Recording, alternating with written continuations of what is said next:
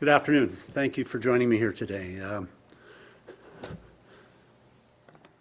I think we all realize it, but I think it bears repeating that we are facing an historic challenge with this global pandemic, and I want all Manitobans to have confidence in knowing that I believe we are up for this challenge.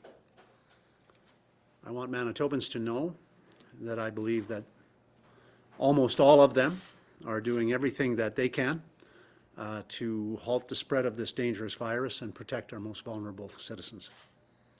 And I also want Manitobans to know that, because I think that that is our best hope for the future that we're fighting for right now, together. When we were abiding by the fundamentals that Dr. Brent Roussin, Lynette Siragusa, our healthcare leaders, and others, our health minister, were all repeating, when we were abiding by those fundamentals, we were beating COVID. But some of us lost our way, and now COVID is beating us. And we must get back to the fundamentals and flatten our COVID curve. And we must do it now. And I am confident that together we will. The best thing that we can do for our healthcare system, for our schools, for our local businesses, for our vulnerable citizens, is to keep COVID out. And the question is how? And I think the answer is, in large part, reduce our close contacts by 75% and listen to the doctor's orders and abide by them. In other words, again, stick to the fundamentals. Now, the vast majority of Manitobans are doing what Dr. Roussin has ordered. They are following the fundamentals, and that's important, and I thank everyone for doing that, and keep doing that. But there is a small minority of people who are not doing their part, and they are ignoring the advice of our public health experts, and in so doing, they are putting their own health at risk and the health of others at risk as well. And so the question is, what do we do about that? And we have asked Manitobans for their perspectives on this very important issue. And I want to say a sincere thank you to the nearly 20,000 Manitobans who responded in just the last couple of days and gave us their feedback on Engage MB.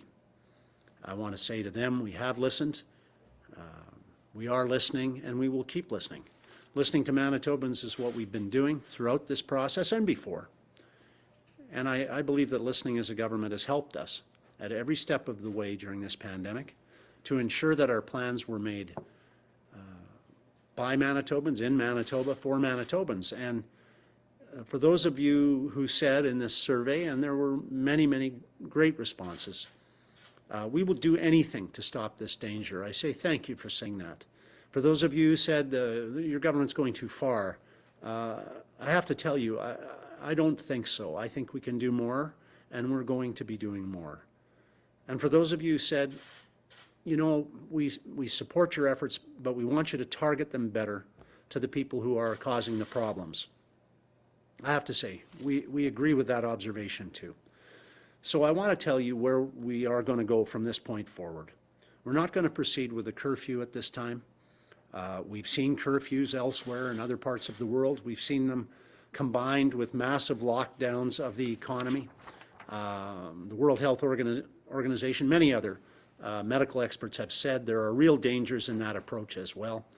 According to my discussions with Dr. Roussin and our health leaders as recently as this morning, they feel this would be premature to invoke such restrictions at this time. And I would say probably principally for two reasons. One, we have actually just been 3 days into our increased restrictions. They were just put into place Monday. And so it has really only been a short time, and we need to give time, as has been always the case for us in Manitoba, give time for these restrictions and the changes that they create to work. And I would also say, and I have said before, our enforcement has been more of a soft advice type, I would say, of educational warnings, of trying to gradually convince people to do the right things, and more than it has been in real deterrence. I shared with you my concerns about that a few times, I suppose. I know that stern warnings are not enough. So Manitobans have said to us in great numbers they would support a curfew if necessary, but they prefer that we do other things that focus more effectively on the behaviors, the wrongdoings, first and foremost. And so we hear you, and that is what our announcement is about today.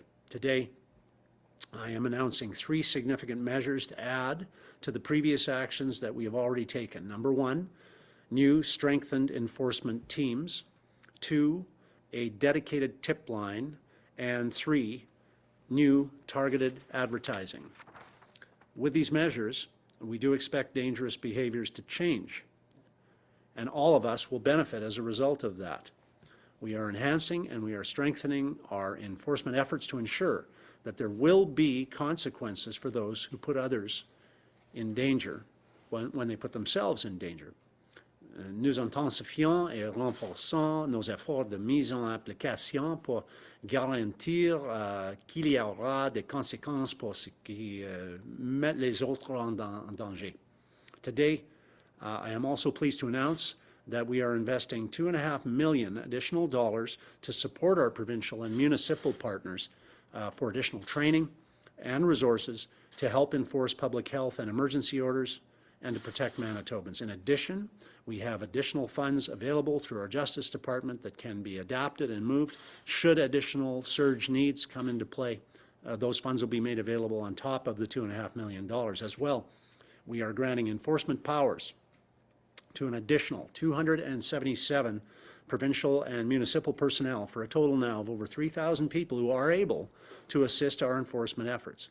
Those partners include the RCMP, the Winnipeg Police Service, municipal police agencies and bylaw officers, the Health Protection Unit, Manitoba Conservation and Climate, Workplace Safety and Health, and the Liquor, Gaming and Cannabis Authority, and now motor carriers enforcement officers, fire safety inspectors and water resources officers, and municipally contracted officers as well. We'll be partnering with Commissioners Manitoba to develop a one-day virtual training model for our enforcement partners to enhance their skills and to protect Manitobans. Secondly, in addition to increasing our enforcement personnel, we are also enhancing our tip line for Manitobans to voice their concerns and share information about possible breaches of public health orders.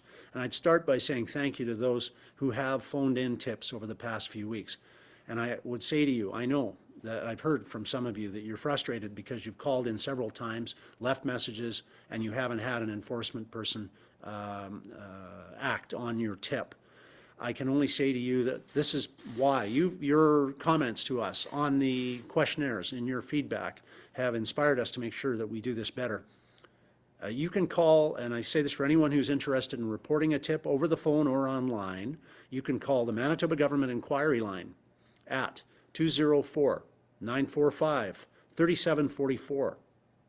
We're out of town, toll free 1-866-626-4862, or simply 1-866-Manitoba. Press option 3, you're in, or you can visit manitoba.ca/COVID-19 and you can complete the reporting form there. I want to emphasize that we need the help of all Manitobans to get the message across. We must limit our close contacts in order to beat COVID. Je tiens à souligner que nous avons besoin de l'aide de tous les Manitobans pour faire passer le message. Nous devons limiter nos contacts proches afin de vaincre la COVID. Thirdly, today, we will be launching new digital ads specifically targeted to stress the importance of protecting our families, our friends, from this deadly virus.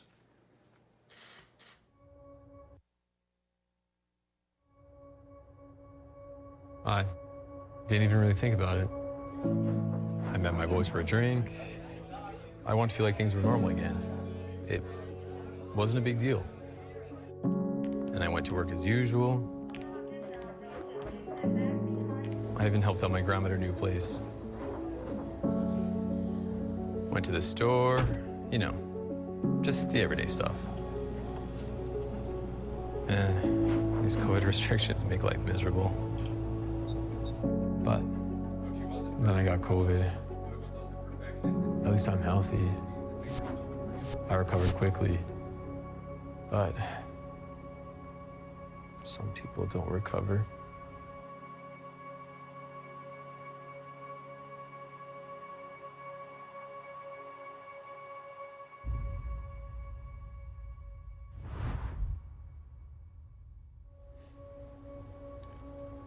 I was feeling really isolated and lonely. So I had some friends over. It was just for a couple of hours. It wasn't a big deal. I hadn't seen my parents in weeks. They were so happy to see me. Online classes were so stressful, so I took a me-day. And all the rules and changing restrictions can be so exhausting.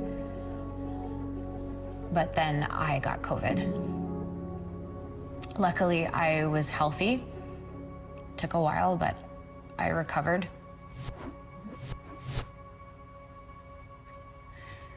It doesn't work that way for everybody.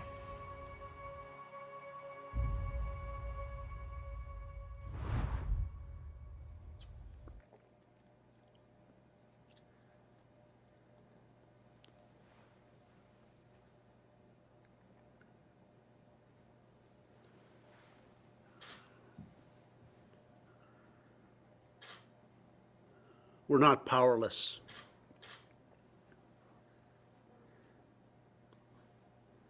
We're powerful.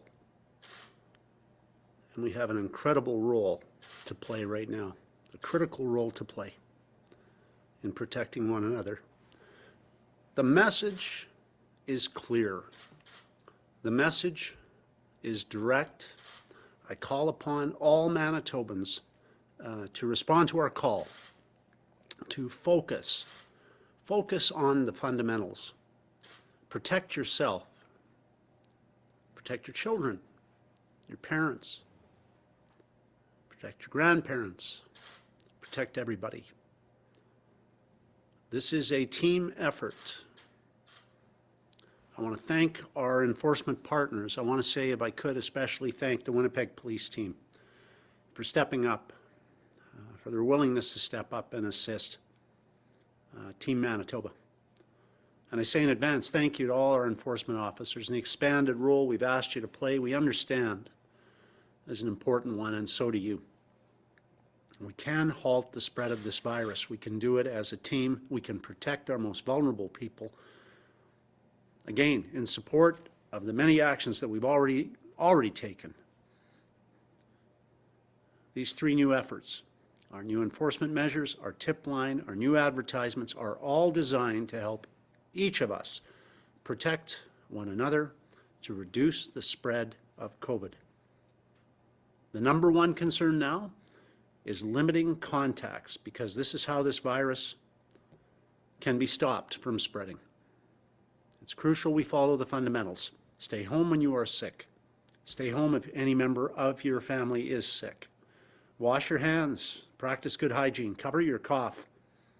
Practice physical distancing. Wear a mask. Get your flu shot. And limit your close contacts by 75% so that we can bend this curve the right direction. Thank you. I look forward to your questions. Thank you, Mr. Premier. A reminder to our reporters online, you will have one preliminary question and one follow-up question. Up first this afternoon from Global, Eric. Hi, Mr. Premier. Eric Pandera from Global here.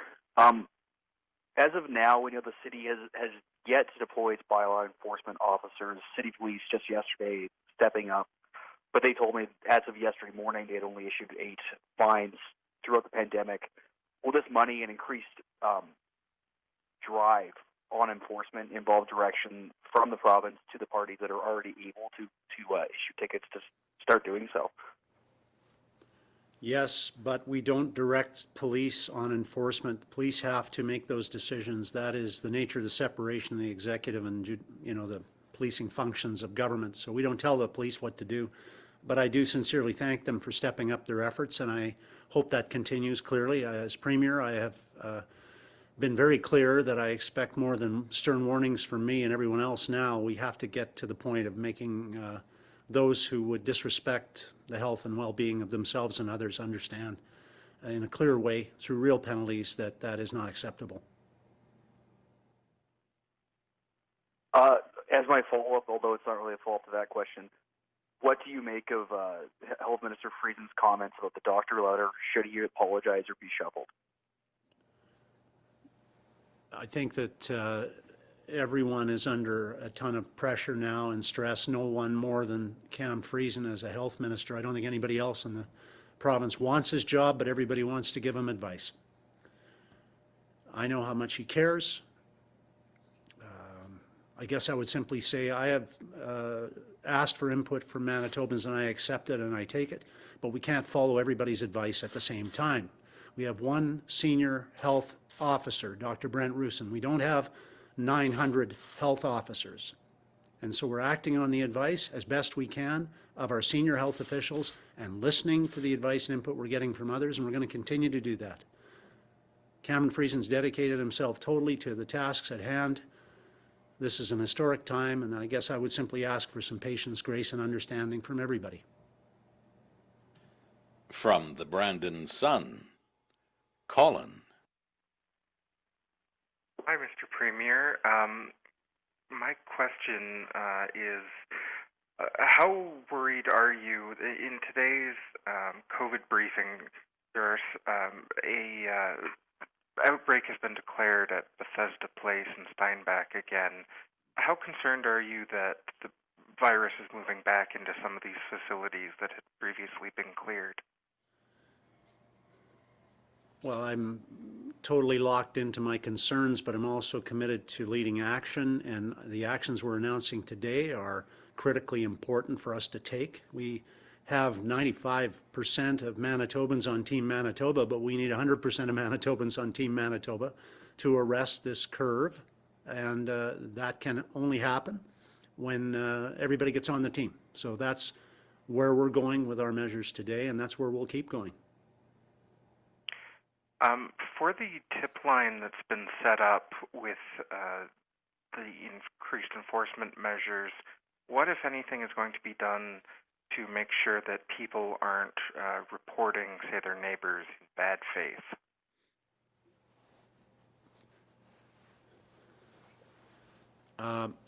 It's a difficult question to answer. I think there are enough legitimate concerns out there about gatherings that we're sincerely asking people to report those and not a dog barking or a neighbor they don't like. Manitobans are pretty responsible people, and I think we just have to understand that there's going to be a dispatch mechanism established, there's going to be teams dispersed, and we're going to be following up on complaints that are genuine and real. Manitobans, I think, care too much about beating COVID to try to use this tip line for pranks.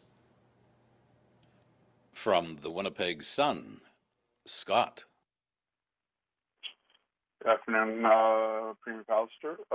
First question, the new ad, I was just able to watch it. It seems targeted at younger people. Would that be fair to say? It's fair to say that the largest increase in the second wave cohort-wise is under 30. And so, yeah, I think that's a fair observation, but I wouldn't want to be stigmatizing all young people. I got 2 kids under 30 who are pretty responsible, and I think there's a lot of young people that really are. But nonetheless, you go where the problem is, and the problem isn't exclusively there, but it is there, and we got to be honest about it. Thank you. And for my second question, I didn't hear an answer to, I think it was whoever answered or asked the first question, I don't remember now, but why shouldn't Cam Friesen apologize to doctors? This isn't just everybody in the province. This is frontline doctors, frontline healthcare providers. These aren't just average, or daily, whatever people. It's your healthcare team in this province that is asking for help. Why shouldn't he apologize to those people? Well, he already wrote and explained to each of the people who wrote him, so I think he's taken the matter of trying to reconcile and build back his relationships very personally and very sincerely, and he took immediate action in that respect. I think that whether you describe that as an apology or not, that's an act of contrition that the health minister's taken to demonstrate sincerely what was already obvious to everybody who knows him. He cares deeply about the advice he gets from medical professionals, and he cares deeply about relationships with the people he works with. So again, I'm just asking people to be graceful and kind in these circumstances and give people the benefit of the doubt. We're all in a situation of amazing stress, and we've acted on, frankly, all but one of the actions that were requested by the doctors in their letter at this point in time. So, we're listening and we're doing our very best, but we have to follow the advice of the health officials, and the senior health official we have to let lead this province in this exercise is our senior public health officer, Dr. Brent Rusin. We can't have hundreds of doctors in charge of public health. Their advice is important. We take it into consideration, and Dr. Rusin, I know, does very sincerely. I'll add, though, that a number of the questions raised by the doctors, quite legitimate questions raised, are going to be addressed in more detail in a media briefing, of course, made available to the public through the media tomorrow. And so a lot of the details that were raised or questions that were asked are going to be addressed in that manner on Friday. From CBC Manitoba, Bart. Hello, Mr. Premier. In your release here, it talks about 3,200 officials being enabled to enforce measures. To your knowledge, how many officials have actually been handed that task since April 9th when you first talked about expanded enforcement? Yeah, it's a great point, Bartley, and it's a valid one. Empowering and enacting or compelling are two different things. So, as I said earlier, we can't compel police officers, but the other categories, a number of them, haven't been involved very much in issuing anything but warnings. And so we need to get beyond warnings now. Warnings, I think we're past warnings, with all due respect. I'm not trying to judge what the police do here. I've got to be careful about that. It's their call. But I do think that we have to get beyond warnings, and we have to get towards fines, and real consequences have to be felt if we're going to really have deterrence exist in this province around some of these behaviors. Okay, and changing topics for my second question here. You've probably heard how a gerontology expert called the outbreaks at Maples and at Parkview Place a humanitarian crisis. Why did it get so bad that the Red Cross had to be called in? Why couldn't more proactive measures have been taken then? Well, that's one of those, as you well know better than anybody, that's one of those 20/20 hindsight questions, right? Everybody in the country and around the world has been forced into a situation where they do their best to prevent problems, but they are also put in the position of having to react to them after they occur. That is common in every jurisdiction. And so what we've done is we've done our best to address proactively with preventative measures, such as safety ads and so on, and restrictions when necessary, and those types of measures, changing the behaviors of people to hopefully reduce the incidence of COVID. That's exactly what I'm on today, Bartley, as you know. These proactive measures we're announcing today in respect of preventative measures are ones which I think can turn the curve. It's going to take time, as you know, because right now we're bearing the brunt of the consequences of behaviors that occurred 2, 3, 4, 5, 6 weeks ago. But we're not powerless in this. And taking these actions seriously and encouraging these actions to be taken seriously through better enforcement is a critical part of changing that curve back the way we all want it to go here in Manitoba. From the Canadian Press, Steve. Premier, these new ads, they target young people, and health officials have said that, a few weeks back or a couple months back, they saw when this surge started that a lot of it was due to socializing. But what about the rising numbers we're seeing right now in hospitals, personal care homes? We're seeing more outbreaks. We're seeing those numbers grow. So what is being done to contain those numbers from growing further and spreading exponentially? Well, you're talking about a complex issue, as you know better than anybody, Steve.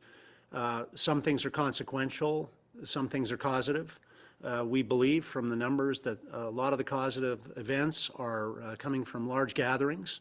A lot of those gatherings, not exclusively, I must point out again, involve young people. Our highest cohort of growth in cases is coming on the under 30 crowd. under 40 as well, very, very big. And so, the ads are targeted not exclusively to young people. These messages need to get out to everybody. But we will be running digital campaigns on Facebook, Instagram, Snapchat, TikTok, Spotify, YouTube, digital display networks. These are targeted to achieve maximum positive effect for all of us. And a question about the tip line. There was already a Manitoba government inquiry line. So what's new here? Are you adding staff? Is there a separate phone number? Is it easier to report people somehow? Yeah, a couple of things, Steve. We'll be able to give you more details on the mechanics because that's all getting ironed out as we speak. But the dispatch consequence of this is really critical. It isn't enough to have tips and then somebody comes in at 9 next morning because that isn't going to do it. So hours of operation, the dispatch functions, the linkage between the information and who it goes to and how they act on it, all of these things are being improved. And I'll have more to tell you about that as we add additional resources in the coming days. From CTV Winnipeg, Jeff. Oh, hi, Mr. Premier. I'm just kind of following up on that. The news release says $2.5 million. Obviously, some of that's for training, and any additional resources that the municipalities would need, or maybe I suppose police forces. Can you outline what? And then you also outlined that in case some other money from justice if need be. Can you talk about what other expenses are associated with this beyond training? Sure. Yeah, good question, Jeff. The funding is for financial supports initially. It's to enable more successful local enforcement of public health orders. And I should mention, of course, Winnipeg is in red, but we've got cases all over the province and in the north. And I want to do a shout out to the Indigenous leadership in our province too for the great job they've been doing. They've been focusing on preventative work too. And I mentioned to Prime Minister Trudeau just in my call earlier this week that additional rapid testing, not just for Winnipeg, rapid testing for the north and rural is a critical aspect of this. Not everybody can get to a testing site very quickly. We have a number, we've expanded it a lot, but we need to do more. On the money side,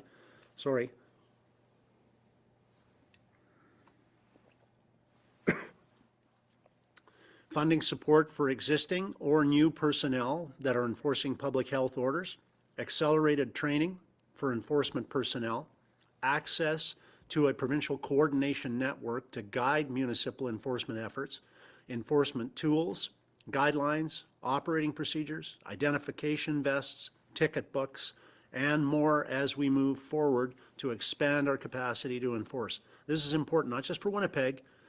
We have to be ready in every part of our province. COVID is sneaky and COVID is an adversary we have to fight effectively together. Thank you for that. My next question, you have talked about how you're listening and you're consulting with people, and that we're going to hear more, I guess, tomorrow on some of the measures you're going to announce that you have been listening. There is a scientific poll out that says more than half of Manitobans would favor more restrictions, beyond what we've done. And some physicians are still calling for, a greater lockdown similar to what we had in the spring. Are there plans for that? Is there something holding you back from doing that? Well, we just took more stringent measures 3 days ago, Jeff, and we've got to give them a chance to work. That poll you're referring to clearly demonstrates that Manitobans want us to target our efforts. I think it's something like 80%. And we need to make sure that we're doing that, and that's exactly what today's announcement's about, and that's what we're after. Targeted efforts, not on people that are doing the job for us. 95% of Manitobans are, more than that probably, but targeted efforts to change the behaviors of the few that are not. And that's where we need to focus on prevention, and that's how we're going to bend the COVID curve. From City News, Jonas. Good afternoon, Mr. Premier. Jonas Gilbart, City News. With Winnipeg's Health Sciences Centre declaring an outbreak today, we've got one at St. V now, Victoria, HSC. It does seem like the spread is rapidly expanding within the healthcare system. your statement on the announcement today of the major hospitals now dealing with this. Yeah, we have a ton of challenges and none greater than on the front line. That's why we've taken significant steps to add PPE, very successful steps, I might add. That's why tomorrow's announcement about the pre-planning work that will be clarified tomorrow, that's been underway for months with our senior health teams, with our leadership here, will, I think, go a long way to helping Manitobans understand that we are prepared with additional capacity, that we have ICU capacity, that we've considered the additional needs that may occur, not just because of COVID, but because of the time of year we're in, many other factors that Dr. Roussin, Lynette Siragusa will be able, and their team will be able to share with you on the details. But I think all the more reason, when you cite these circumstances hitting our hospitals, all the more reason that we need to take the immediate steps for stronger preventative measures in respect of enforcement and to go after the basic causes of a lot of the problems that we're facing right now.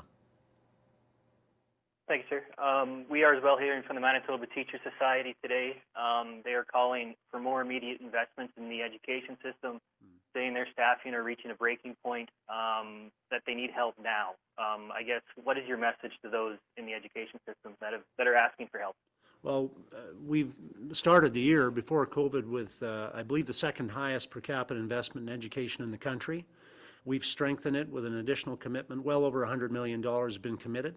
We have the federal support, which came in, which adds up to about 3% additional support, which is helpful, and I thank the feds for that. And these monies are going to be available as we go through the year. One of the things I'm hearing from teachers, and of course I come from a family of teachers, so I can't avoid these comments, I guess, but is that they need more rapid testing capacity. I raised that with the Prime Minister this week, and I think that's really critical. We need rapid testing in our schools because teachers want to stay and help their kids, but they don't want to give them COVID. And so we need that rapid testing beefed up, and I think that's a major priority. And I look forward to hearing more from the MTS, my favorite union, my old union, and I want to hear more from the MTS on suggestions and ideas they may have for how we can strengthen our protections for teachers, but our protections obviously for our children, of course. Our final reporter this afternoon, Mr. Premier, from the Winnipeg Free Press, Carol. Good afternoon, Premier. The survey that was referenced earlier found that 80% of Manitobans feel the province was ill-prepared for the second wave of COVID-19. You've maintained that the province did everything it could to prepare for this surge that we're seeing now. Do you think that most Manitobans set their expectations too high, maybe? No, I don't think so, Carol. Look, it's a natural reaction when you see these numbers we're getting on COVID. I think it's human nature to say, well, you should have done more. Just like it's a natural reaction after you lose 3 games of curling in a row to say you should have called different shots in every other end. It's a natural human reaction. All I can tell you is we've never stopped working on this. I haven't had a night's sleep in 9 months. The fact of the matter is our health leaders are doing their very, very best. And when the times are tough, Manitobans understand you pull together behind your team. And our team is our health leaders, and we need to have their backs now because they are doing their absolute very, very best. And I would just say, I would just encourage Manitobans to respect that. And I know tomorrow when they understand better the preparatory work that's gone on over a number of months and the work that has been done will prepare us better to deal with, not only the present situation, but prepare us better for the dangerous situations that may occur. If we don't get people changing their habits, we're going to have more problems going forward. I think it's important for people to have that peace of mind.